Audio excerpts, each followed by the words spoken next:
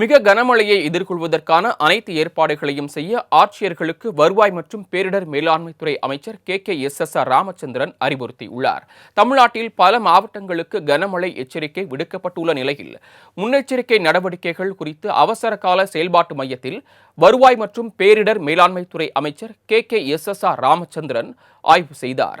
இதுகுறித்து வெளியிடப்பட்டுள்ள செய்திக்குறிப்பில் மீட்பு மற்றும் நிவாரண பணிகளுக்காக ராமநாதபுரம் மாவட்டத்தில் 80 ஜேசிபிக்களும் 47 மோட்டார் பம்புகளும் 111 படகுகளும் 63 மரம் அறுப்பான்களும் தயார் நிலையில் வைக்கப்பட்டுள்ளதாக தெரிவிக்கப்பட்டுள்ளது.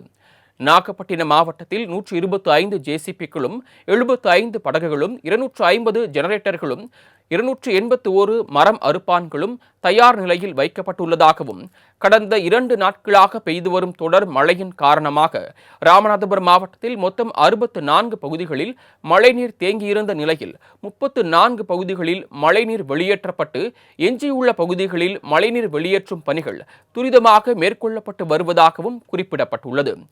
மேலும் ராமநாதபுரத்தில் மழைநீரை வெளியேற்ற 27 ஜேசிபிக்களும் 42 மோட்டார் பம்புகளும் பயன்படுத்தப்பட்டு வருவதாகவும் கனமழையின் காரணமாக பாம்பன் மற்றும் மண்டபம் பகுதிகளில் மொத்தம் 4 நிவாரண முகாம்களில் 190 நபர்கள் தங்க வைக்கப்பட்டு அவர்களுக்கு தேவையான அடிப்படை வசதிகள் செய்து தரப்பட்டுள்ளதாகவும் தெரிவிக்கப்பட்டுள்ளது.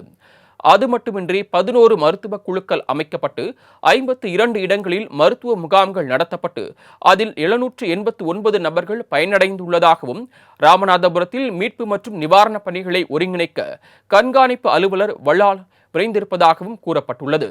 மேலும் கனமழைகளை எதிர்கொண்டு மீட்பு பணிகளை மேற்கொள்வதற்கு போதுமான உபகரணங்கள் தயார் நிலையில் இருப்பதாகவும் மண்டல அளவிலான மீட்பு மற்றும் நிவாரண குழுக்கள் அமைக்கப்பட்டு நிலைமை தொடர்ந்து கண்காணிக்கப்பட்டு வருவதாகவும் தெரிவிக்கப்பட்டுள்ளது. அது மட்டுமின்றி வரும் 25ஆம் தேதி முதல் கனமழை பெய்யக்கூடும் என அறிவிக்கப்பட்டுள்ள மாவட்டங்களுக்கு தேவையான அனைத்து முன்னெச்சரிக்கை நடவடிக்கைகளை மேற்கொள்ள தொடர்புடைய மாவட்ட ஆட்சியர்களுக்கு அறிவுரைகள் வழங்கப்பட்டுள்ளதாகவும் இதற்காக தேசிய பேரிடர் மீட்பு படையின் 15 குழுக்களும் தமிழ்நாடு பேரிடர் மீட்பு படையின் 15 குழுக்களும் தயார் நிலையில் உள்ளதாகவும் கூறப்பட்டுள்ளது.